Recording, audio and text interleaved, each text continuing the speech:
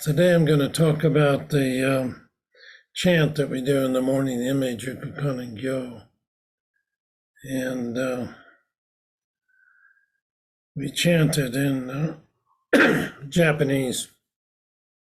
And I'll give a translation, but it's a dharani.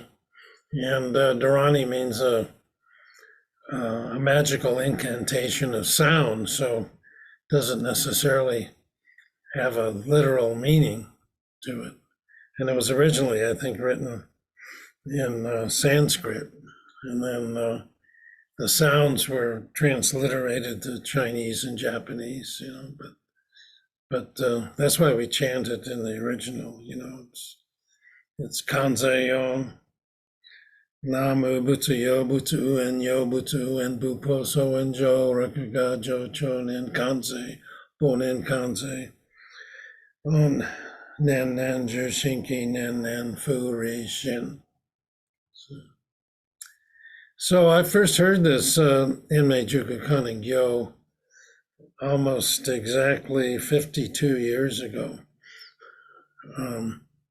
when I was at a 7-day session with Edo Roshi. We called him Tyson then.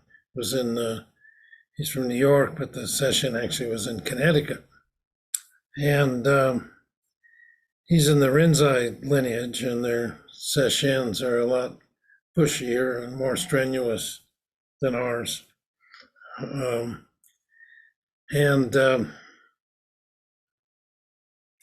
He had us chant the sutra while we were doing kinhin.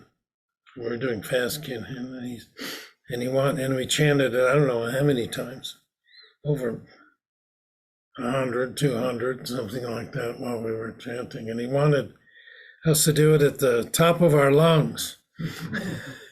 And he said that if you're a young man, chant it with all the force of a young man. And if you're an old woman, chant it with all the force of an old woman.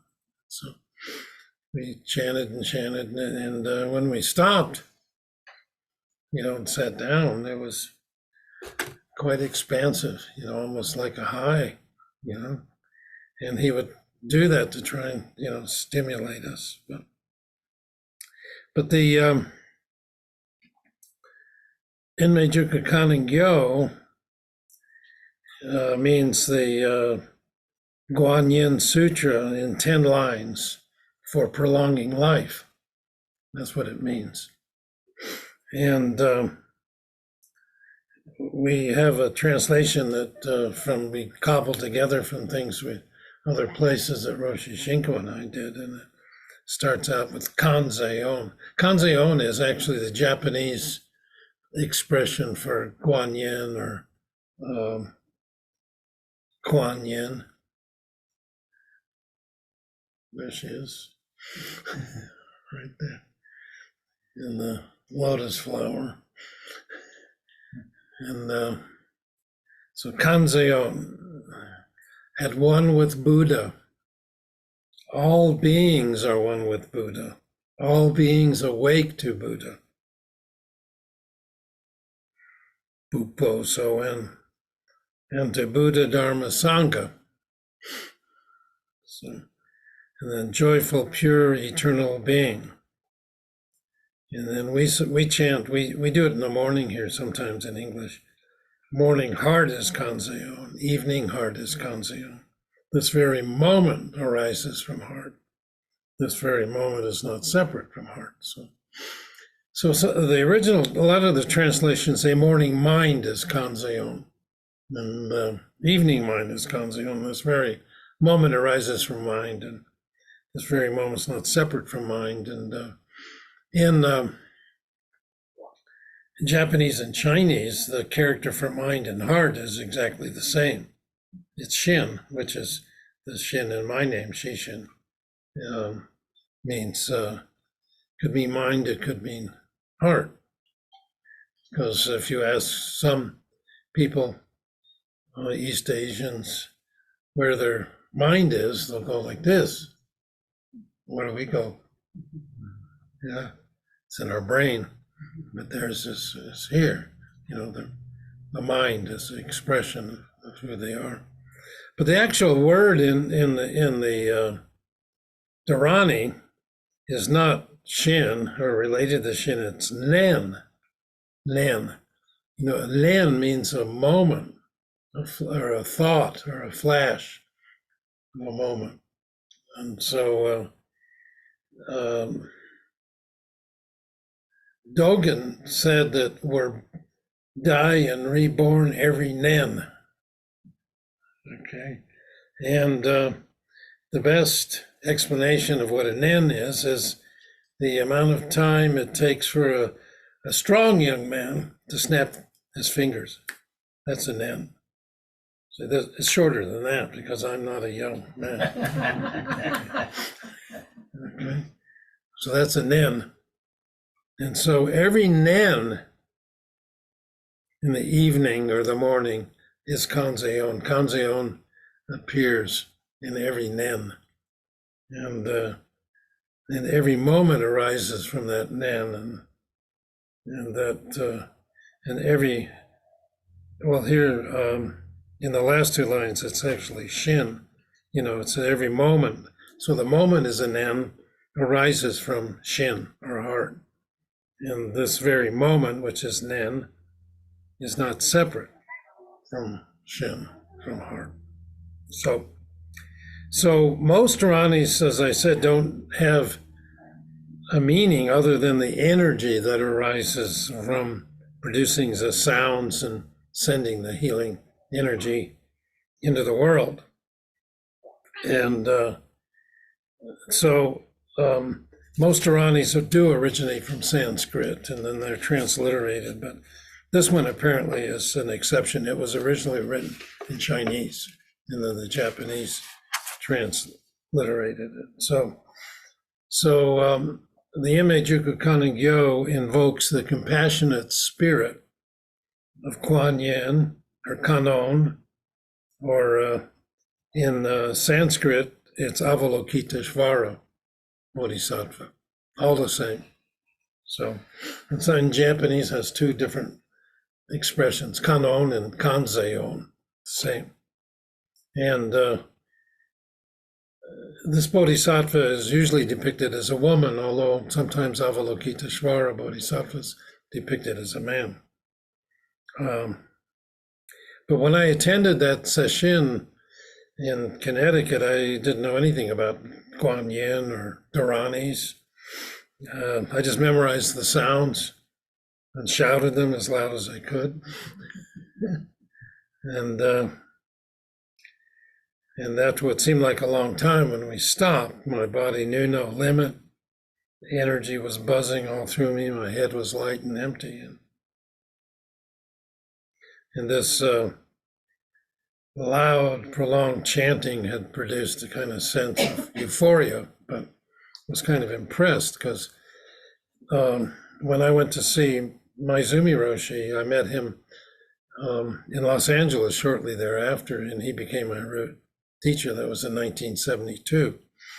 And I studied with him. We also chanted the Enmei Jukku Kannon Gyo, but in a much different way. The students of Edo Roshi were kind of like crazed ninja warriors. And Maizumi Roshi would calm us down. It's at the Zen Center in LA that I learned to sit with ease rather than with a samurai sword chopping off every thought as it came out, And I didn't quash my thoughts. I just didn't engage them. They just would arise and then dissipate. So I would breathe everything in and all be to the hara, and it became the one taste of the hara. And if you don't engage thoughts, they have no choice but to dissolve or waft away like a puff of smoke.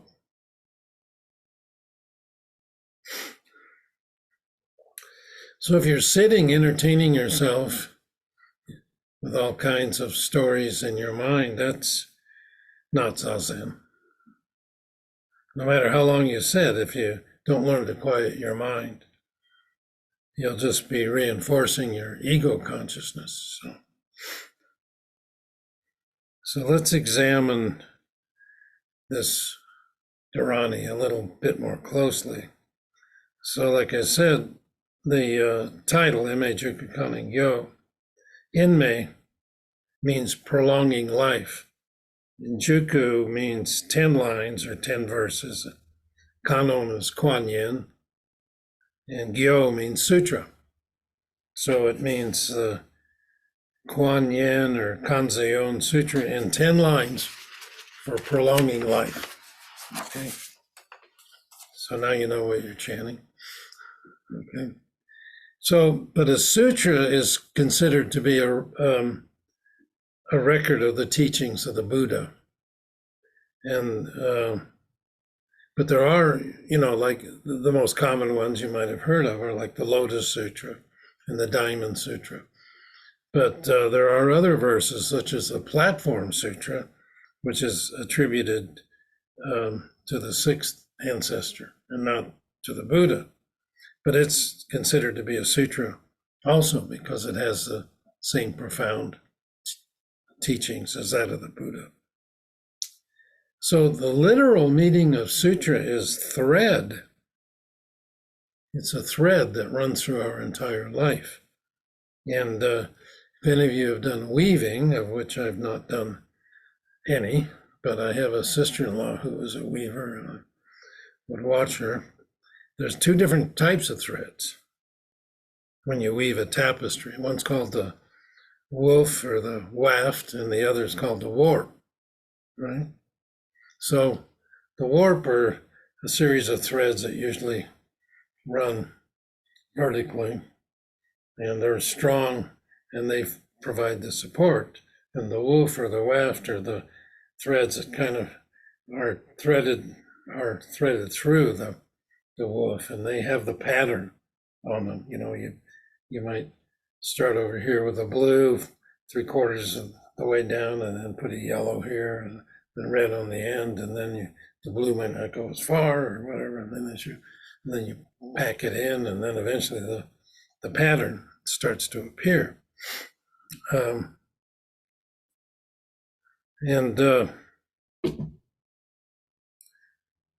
The warp provides the strength, and the woof or weft create the pattern. So a sutra can be both the supporting threads and the pattern that's created by the filling threads.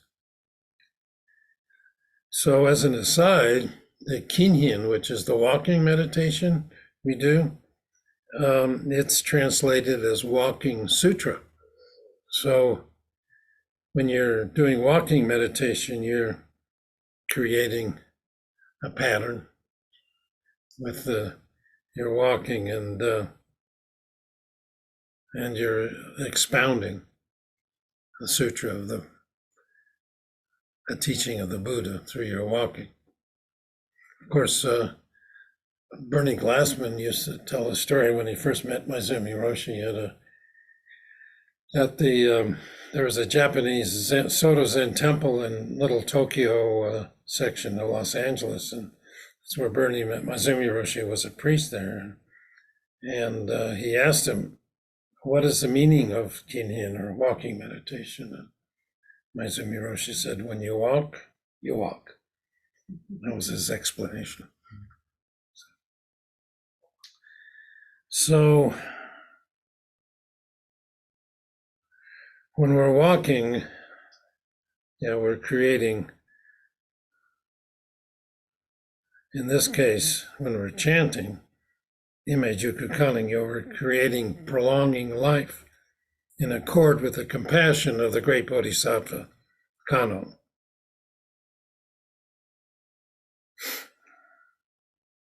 So the obvious interpretation is that we're praying for prolonged life for whomever we direct the energy of this dharani toward.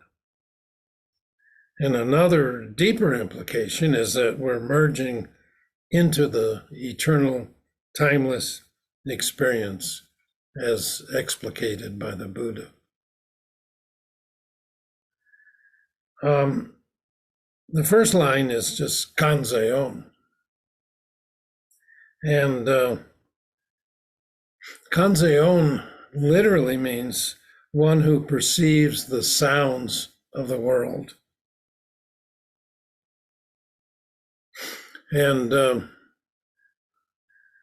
if we take it a little deeper, it's hearing the sounds of distress in the world, the sounds of pain and suffering.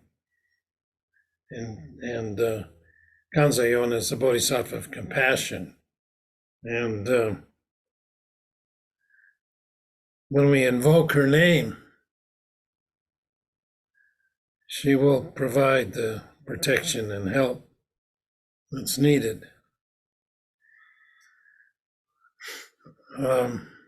It's said that when Kanzeon or Guanyin heard all the suffering in the world, that her head broke into 1,000 pieces, and Amitabha Buddha put it back together.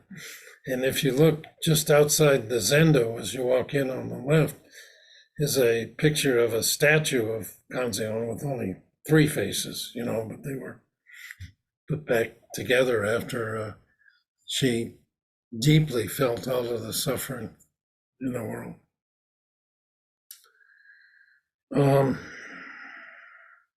So there's many areas in life where Kanzeon helps people. The one I found most intriguing is that if you're pushed off the top of Mount Sumeru and call out Kanzeon's name, you'll be suspended in midair, like the sun.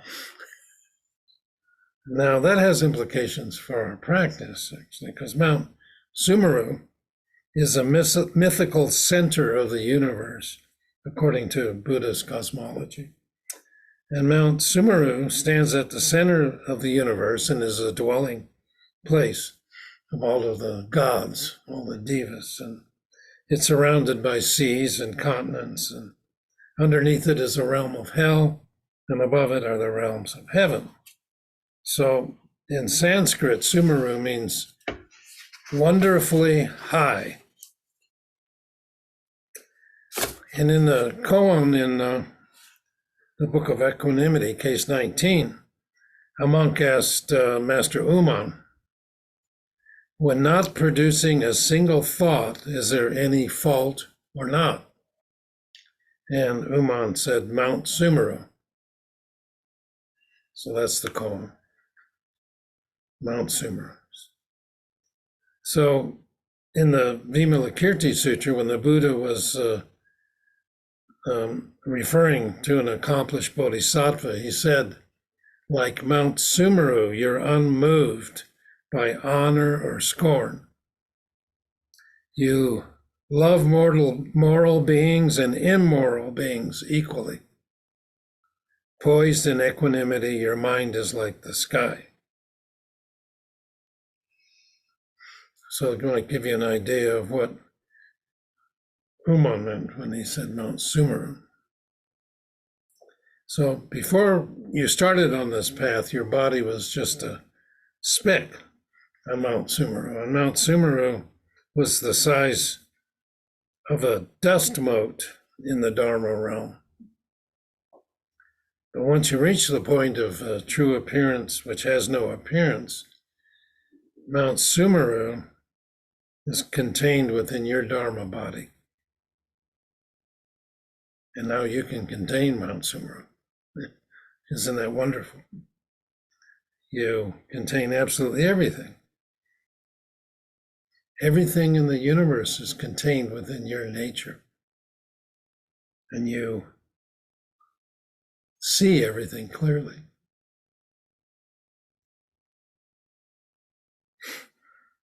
What about when you fall or are pushed from the top of Mount Sumeru? Kanzeon!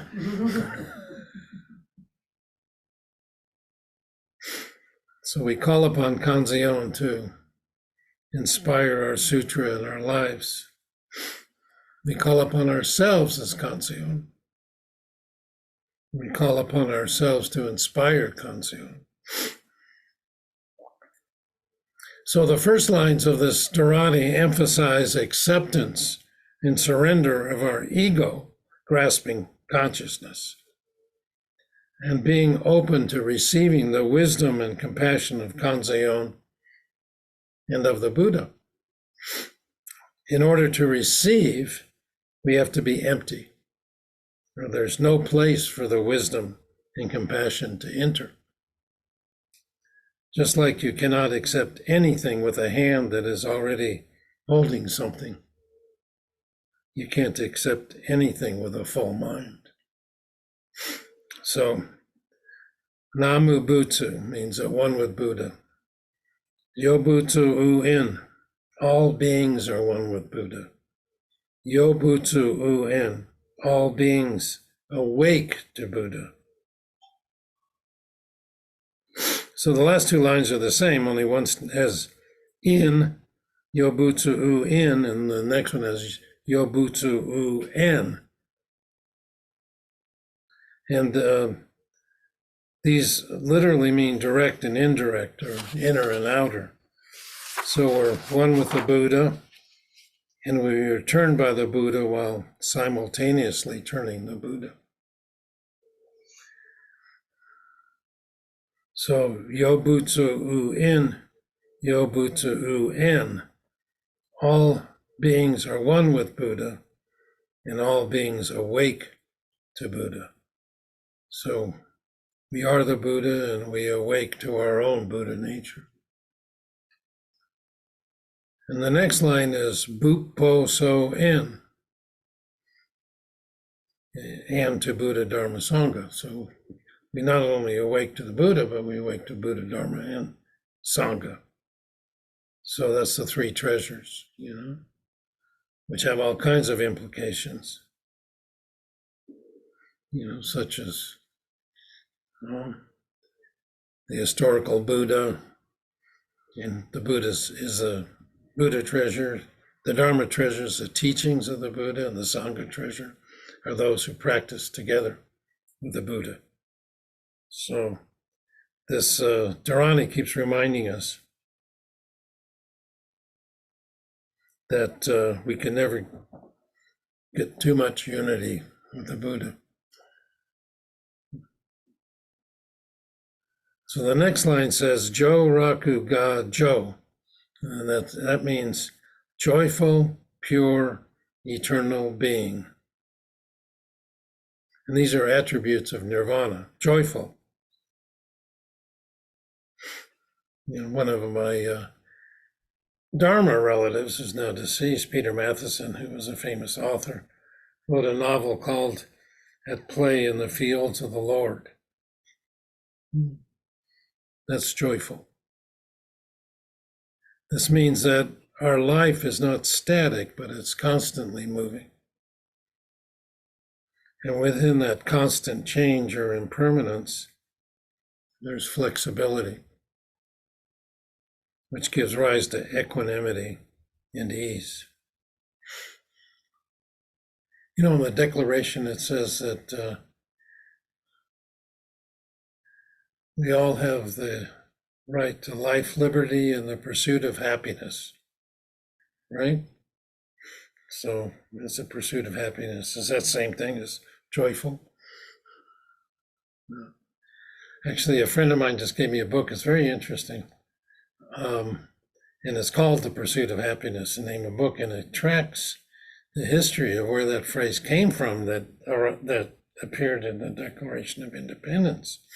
And Benjamin Franklin and John Adams and Thomas Jefferson all read the Greek philosophers, the Stoics, and their meaning of pursuit of happiness means to live a virtuous, dedicated,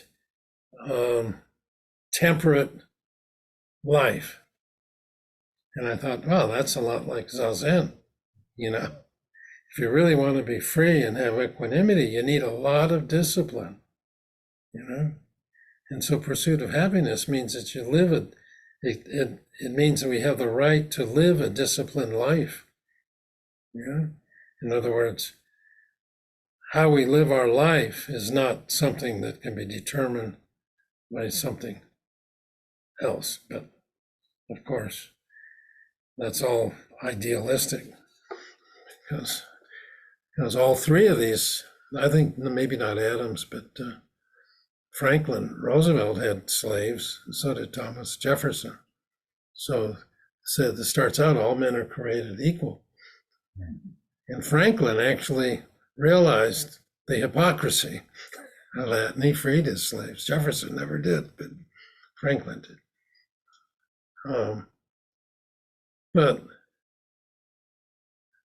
happiness, in a way, means to live a virtuous life, you know.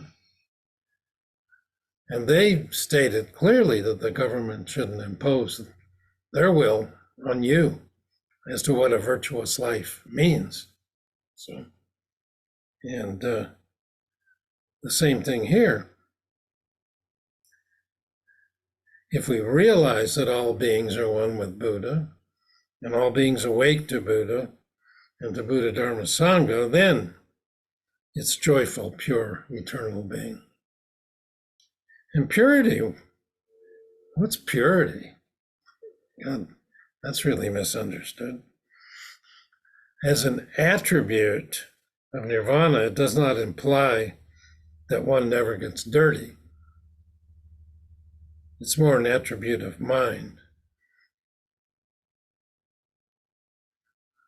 Yeah. So no matter how hard you try, you can never sweep away all the dust. In fact, the very heart of Kanzeon is to enter the dust and muck of the marketplace. Remember last week I was talking about the 10th arc starting picture. The Bodhisattva Hote enters the marketplace with all the dust. So, and I think it was Suzuki Roshi said you can't make an impure thing to be pure. So what does purity mean? It means everything as it is. And what makes it impure? Our interjections, you know, our evaluations, our projections, our opinions, our judgments. So everything as it is purity. And eternal, you know, it says joyful, pure, eternal being. Eternal is in this sense, is a synonym with ordinary. Ordinary mind is the way. And eternal means constant. So the timeless is the ordinary. The changeless is every day. Infinity is the moment.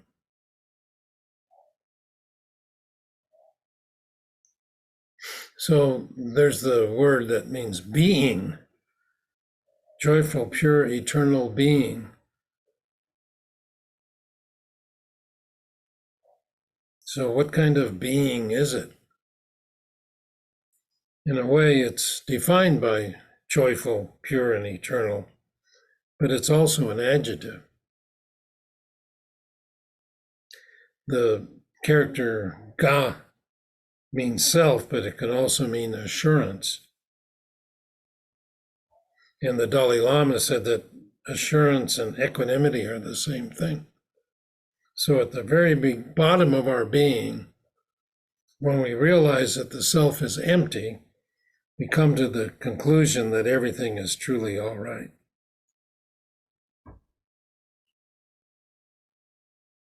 So in the book, there's a book called Thoughts Without a Thinker. It was written by a Buddhist psychiatrist, Mark Epstein. He was writing about psychoanalysis from a Buddhist perspective. And he wrote, at the first cross-cultural meeting of Eastern masters and Western therapists, the Dalai Lama was incredulous at the notion of low self-esteem that he kept learning about and hearing about.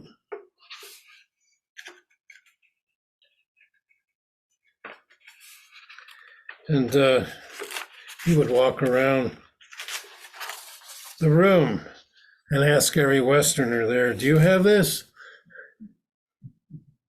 Do you have this?" And when they all nodded yes, he just shook his head in disbelief. So this line of the dharani is affirming that you're truly all right. And that low self-esteem is based on total fictions. It's something that we created in our mind, but then it got frozen in our body too. So we have to learn how to unfreeze it. Maizumi Roshi used to always say, "Appreciate your life." And that's also this assurance.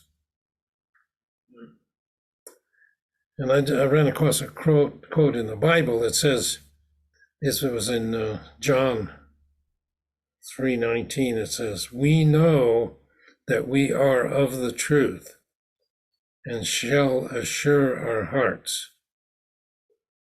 So when we know the truth, our hearts are assured, which means to be characterized by certainty. There's no longer doubt, and that our being is joy, pure, and eternal. That's what this line is encouraging us, saying that's what it is. You just have to realize it. So the next line, two lines are Cho Nen Kanzeon and Bo Nen Kanzeon. That means the morning mind is Kanzeon, and the evening mind is Kanzeon.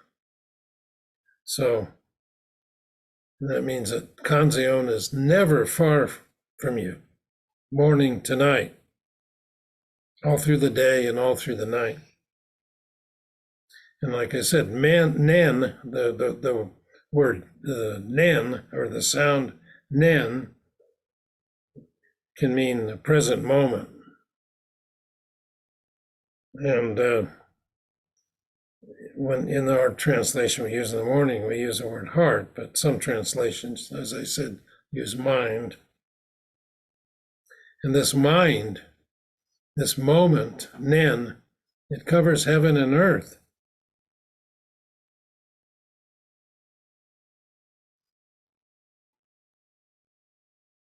And once Master Tozan was asked a question, he says, "As to that, I always take heed." And he is referring to this mind when he said, "I always take heed," the one that covers heaven and earth. And it doesn't fall into any categories. So the last two lines are Nen Nen Jushinki, Nen Nen Fu Shin. This very moment arises from heart, and this very moment's not separate from heart. And we realize this heart-mind through awareness, through being mindful. So this prayer encourages us to maintain awareness through the day and the night, even while we're sleeping. So what kind of awareness is it? It's non-judgmental awareness. Awareness that arises from unconditional love and forgiveness. Awareness that does not exclude. Awareness that is open to the arising of all phenomena, all events, and all eventualities. This awareness does not pick and choose based upon the desires of our ego-grasping consciousness.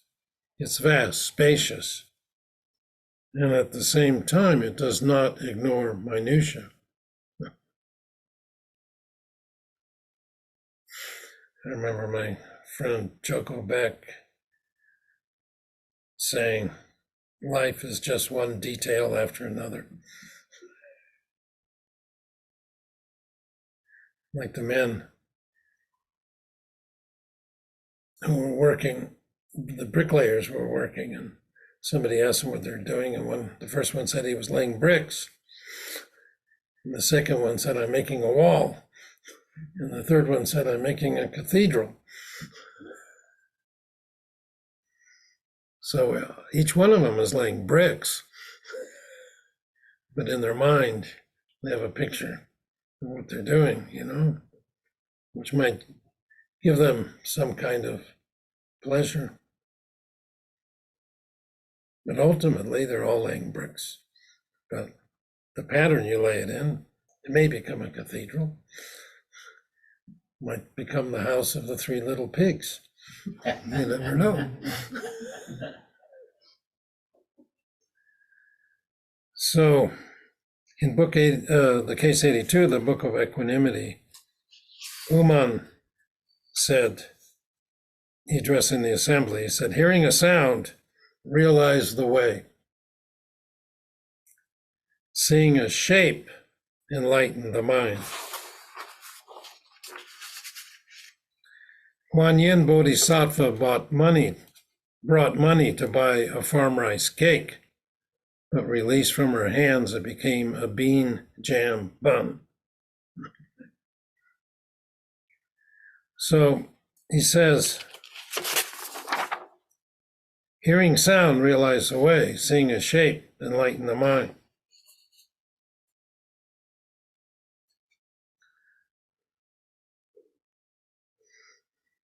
But if you tried to make it into something, then you're conditioning yourself. You have to hear it, but let go of all your notions. Don't be conditioned by your environment. And see it. The Buddha said if you try to see the Buddha Tathagata by colors, or hear him by sounds, or see him by colors and shapes, then you won't see the Tathagata. What does that mean? It means, how conditioned are we? Can we become unconditioned? So, in this koan, farm rice cake and jelly bean jam bun appear. And bean jam bun is like, they sell them on the street in Japan. They're kind of like little, they're not quite like donuts, but the bean jam is kind of a sweet thing. And farm rice cake is about as devoid of taste as anything can be. It's mostly made for laborers in the field, to give them some sustenance, but it's not very flavorful. So he's saying that that she was given a farm rice cake, but when she opened her hand, it became a bean jam bun. So how do these things appear? As long as you limit yourself, then that much you're not free. And so that's what he's saying. So when is a rice cake a bean jam bun? So when is our suffering and misery the functioning of freedom? Can we suffer and then open our hand and suddenly be released from suffering? So one national teacher commented on this case and said, Uman enters concentration in the east and emerges from the west, and so on, including entering concentration in the male body and emerging in the female body. So can we do that? See, much of Japanese Zen is geared for the masculine. The feminine is mostly ignored. And here, primarily through Roshi Shinko's efforts, we're bringing more of the receptive and nurturing aspects of Zen back into our practice. And as most of you know, she's in Spain right now, and she'll be coming back later this week. But she just last month, they published her Spanish book, called El Despertar de lo Femenino Sagrado, which means the awakening of the sacred feminine. And the subtitle translated means the journey of transformation and healing of a Zen Roshi through the discovery of the great mother tradition. So, and it's, like I said, it just came out, and we'll have a notice about it in our newsletter.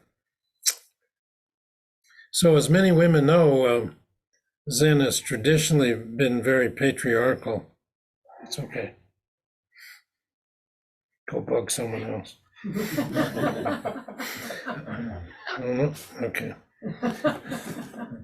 So it's been very patriarchal, and women are not admitted to monasteries and had to go to great lengths to practice with a qualified master.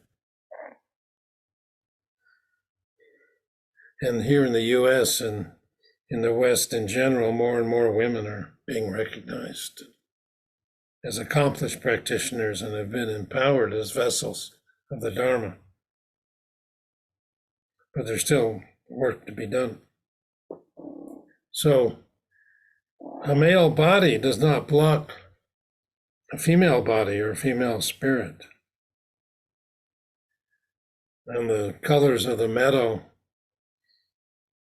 are not blocked by the mountains, and the moonlight and the water directly penetrate each other.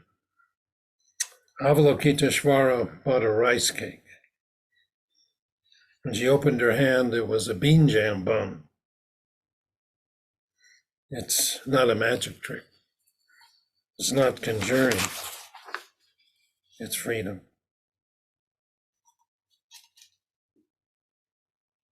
So if we chant this dharani in English, does it still have the same power as it does in the Japanese transliteration? Well, I think it all depends on the spirit with which you chant it. It seems to be a little more mystical when we don't know what it means. But knowing what it means, and maybe it has even more power.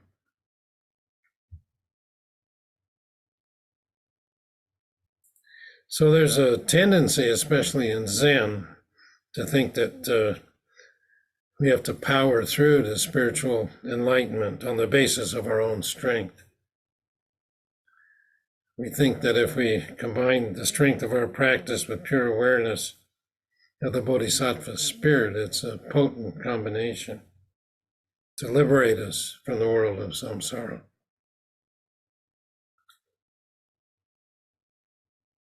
Yet we have to acknowledge that we can't do it without total surrender and letting go, and having faith in the Buddhas and Bodhisattvas and in their sacred teachings.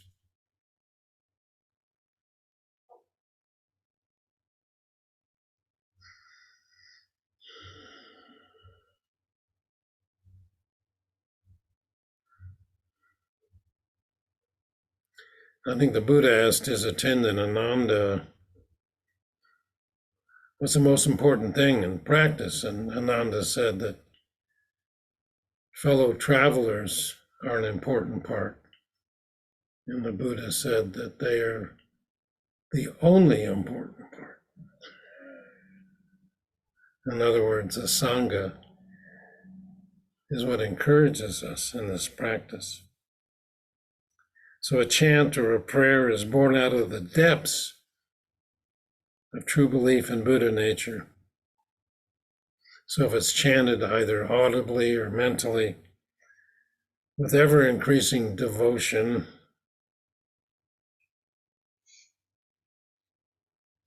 then a response is received. Joyful, pure, eternal being.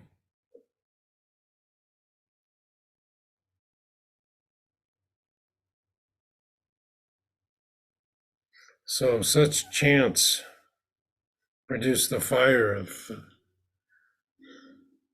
the Dharma. Like matches that when they're struck, on the stone of devotion, they produce the fire of true Dharma. When chanted with focus, mindfulness, attention, intention, and openness,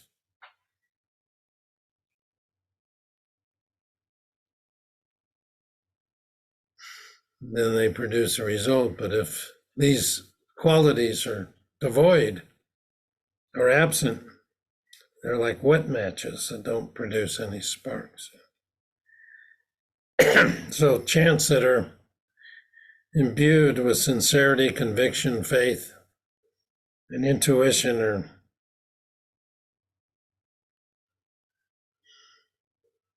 produce vibrations that have power to demolish difficulties and resistance. But then, as with all of our chants, we don't, whatever merit we accrue, we give it away to those who need it more than us, those who can use it. And Roshi Shinko and I wrote a dedication for the Enmei Jukku Kannon Gyo. It goes like this. We dedicate the merits of this prayer to the hungry spirits, the spirits of the area, the spirits of the elements, and the spirits who are lost in darkness. May you be satisfied, may you be happy, may you be of help to others, may you find your way into Nirvana, and may the love of Guanyin be always with you.